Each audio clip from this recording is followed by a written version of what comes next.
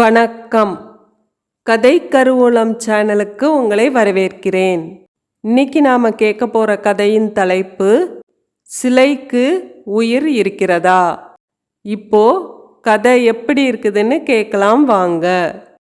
தினமும் கோயிலுக்கு செல்கிறேன், பூஜைகள் செய்கிறேன், ஆனால் அவனது அருள் கிடைக்கவில்லை என்று நம்மில் பலர் புலம்புகிறோம். மேலும் சிலர் இந்த கோரிக்கைக்கு இந்த தெய்வத்தை வழிபட வேண்டும் என்று கூறி தெய்வத்தை மாற்றிக்கொண்டே இருப்பார்கள். ஆனால் அவர்களுக்காவது இறைவன் அருள் முழுமையாக கிடைத்ததா என்றால் இல்லை. பின் எப்போதுதான் இறைவன் அருள் கிடைக்கும்? இதற்கு சுவாமி சிவானந்தர் சொல்லும் விளக்கம் மிக அருமை. இறைவன் அருளை பெற வேண்டும் என்ற எண்ணம் ஒருவனுக்கு ஏற்பட்டது. அந்த ஊரில் இருந்த துறவி ஒருவரை சந்தித்து வணங்கினான். தனது ஆசையை கூறி அருள் செய்யும்படி கெஞ்சினான். அவரும் அவனுக்கு நாராயண மந்திரத்தை கூறி தினமும் மகாவிஷ்ணுவை வழிபடும்படி கூறினார். சீடனும் இடைவிடாது மகாவிஷ்ணுவை ஜபம் செய்தான். 6 மாதங்களாகிவிட்டது.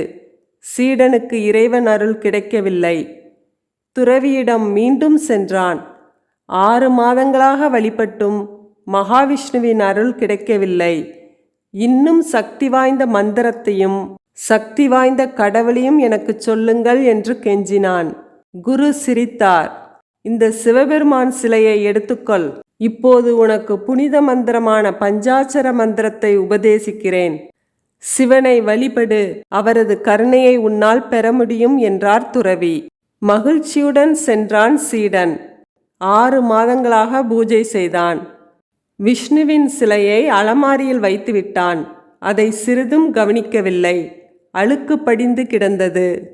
6 மாதங்களாக பூஜை செய்தும் சிவனின் அருள் கிடைக்காததால் மனம் வெறுத்தான் சீடன்.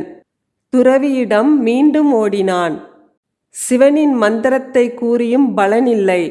பலன் கிடைப்பதற்கான அறிகுறி கூட இல்லை. விரைவாக அருள் புரியும் தெய்வத்தையும் மந்திரத்தையும் எனக்கு சொல்லுங்கள் என்று சீடன் கெஞ்சினான். குரு இப்போதும் சிரித்தார். சரி, காளி தேவிதான் கருணை கடவுள். அவளது உருவச்சிலையை வழிபடு. நவார்ண மந்திரத்தை கூறுகிறேன்.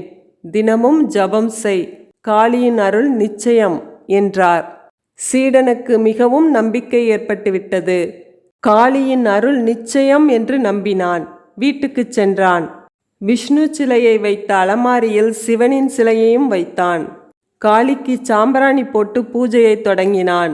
சாம்பிராணி மற்றும் ஊதுபத்தி புகை அலமாரிக்கு பரவியது. இதை கவனித்த சீடன் வேகமாக எழுந்தான். எனக்கு அருள் தர மறுத்த சிவனுக்கும் விஷ்ணுவுக்கும் எதற்கு ஊதுபத்தி புகை?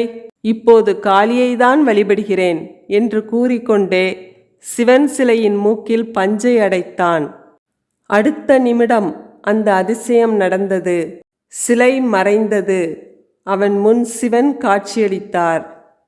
அவரை கண்ட சீடன் எதுவுமே தோன்றாமல் விழுந்து வணங்கினான். பக்தனே, உனக்கு என்ன வரம் வேண்டும்?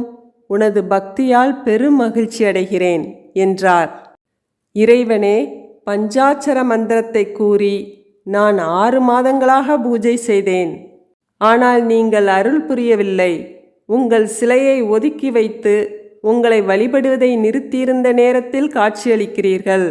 எனக்கு புரியவில்லையே என்றான் சீடன். பக்தனே, இதில் என்ன மர்மம் உள்ளது? என்னை வெறும் சிலையாக, உலோகத்துண்டாக நினைத்தாய். அப்படி இருக்கையில் உனக்கு நான் எப்படி காட்சியளிக்க முடியும்?